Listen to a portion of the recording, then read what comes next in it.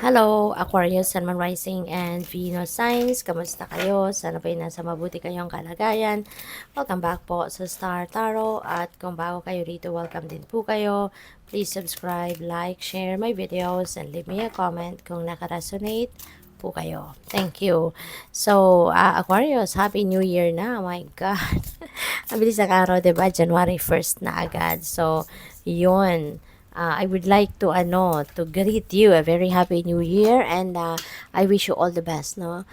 This 2026, sana po'y magkaroon kayo ng isang masaya, healthy, at sana'y magkaroon kayo ng marami pang biyaya na dumating sa buhay ninyo ngayong taon, at sana'y mas maging magaan at maswerte kayo, at matagumpay, no, sa taong 2026. So, first message ninyo, cut off. Ayan, let go of what no longer serves you. Okay?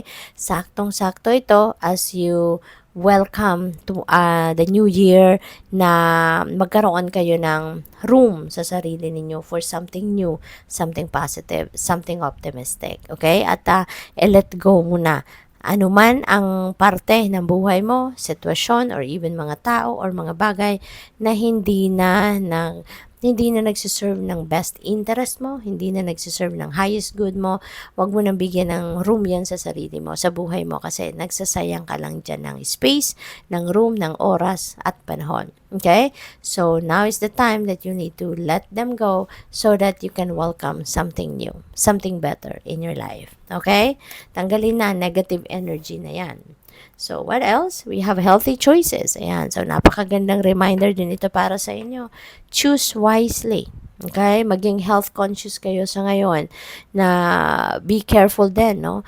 Be aware of what you do. 'Di ba? Sana sa mga ginagawa ninyo, yung health regimen ninyo or yung routine ninyo, dapat na i-consider ninyo na dapat ito ay healthy din, no? Lalo-lalo na yung pagtulog. Always make sure na you always get a quality sleep, kasi always remember na yung tulog, 'di ba?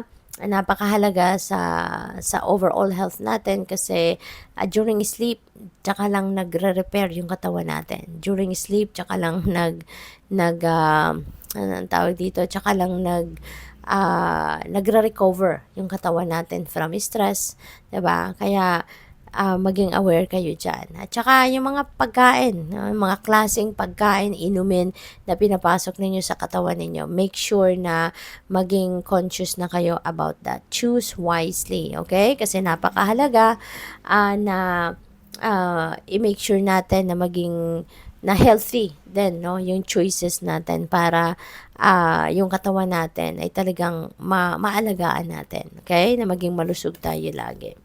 So, we also have success. Wow, gradual success with thoughtful actions. Aquarius, no? Papunta kayo sa ladder of success. Paakyat na kayo rito. So, hindi man ito automatic, 'di ba? Wala namang instant success. But magandang sign ito para sa iyo, na paakyat na kayo sa ladder of success, papunta na kayo sa tugatog ng inyong tagumpay. Kaya continue to take an effort, para may pagpatuloy mo itong tagumpay na to. Alright? Wala mang instant, but yes, it is a process. Pero, yan, papunta na kayo, on the way na kayo. So, we have information, pay attention to details, okay? Lalo-lalo na kung kayo'y merong mga pakikipag-usap na gagawin, transactions, negotiations, if you are talking to mga clients ninyo, so pay attention to details, okay? And kahit within the family, no, kung iyan ay importanteng pag-uusap na gagawin ninyo, make sure na talagang papakinggan ninyo yung bawat sinasabi ng mga tao sa paligid ninyo, kausap ninyo, para wala kayong ma-miss out. No? Kasi baka yung ma-miss out mo, yung pala pinaka-importante, 'di ba? So, yun. Maraming salamat, no, Aquarius, for subscribing to my channel. If you haven't subscribed yet, subscribe na po kayo. And also, please click the join button sa baba na video kung gusto po ninyo mag-member sa channel. And also, maraming salamat sa mga hindi nag-skip ng ads po. Malaking tulong po yan sa aking channel. And maraming salamat din sa mga cross-watchers na nandirito. Knight of Water, wow, napakaganda nito. May pakilig. Meron ditong gustong sigurong manligaw sa inyo, lalo-lalo na kung kayo ay single pa. Baka meron ditong from a distance, no? Merong nagbabantay sa iyo, merong tumatiming kung kailan ka makausap, kung kailan ka pwedeng lapitan, ligawan, 'di ba? Or baka merong magpapakilala lang sa inyo sa ngayon. 'Di ba? Baka makikilala mo pa lang ang taong ito. So, but yes, definitely there is someone, no, na romantically interested sa iyo.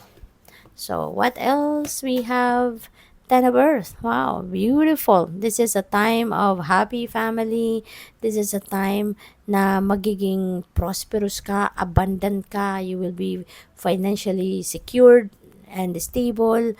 At pwede rin, no, ng iba sa inyo rito, baka maraming kayamanan ang dadating, maraming pera, may financial gain dito, kaya mas marami kang maiipon, yung ganon. Pwede rin na ano na kayo, no? Masasabi nyo na sa ngayon na financially stable na talaga kayo. At kahit kailan mo kailangan ng pera, kahit kailan mo kailangan mahuhugot na pera, ay meron kayo, no? Masasabi mo na I am ready to support my needs and my family's needs, no? So, napakaganda. So, pwede rin dito na ang iba sa inyo baka aasikasuhin nyo na yung inyong mana. Meron din ako napipick up dito na ang iba sa inyo siguro is merong naghahati-hati na, no, sa kayamanan, naghahati-hati na sa inheritance. Maaring isa ka dyan, no, sa may ganong sitwasyon. So, what else? We have King of Air. Wow. This could be you, no? Maaring ikaw itong mag-i-embody ng energy na King of Air, isang knowledgeable, matalino, 'di ba? Respetado, no, ng mga tao sa paligid ninyo. Maaring ikaw ay isang nasa mataas na posisyon sa inyong trabaho, sa kumpanya, sa gobyerno, 'di ba? So baka ikaw ito, no? Baka ikaw ito. Kung hindi man, baka ikaw ay mapopromote pa lang. No? Baka ikaw ay may a-appoint pa lang sa ganong posisyon. So good luck. Thank you for watching Love and Light. Namaste.